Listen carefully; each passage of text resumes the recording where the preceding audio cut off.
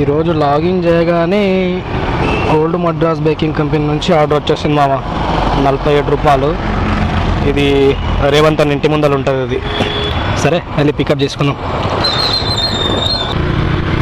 Hello guys, Swiggy 100 days money earning ఛాలెంజ్లో ఈరోజు day 86.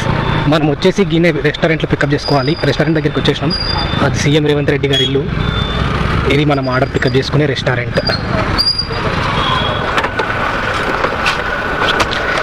Order అయితే పికప్ చేసేసుకున్నాం మామ. ఇది వచ్చేసి మేము భూజాలో ఇవ్వాలి.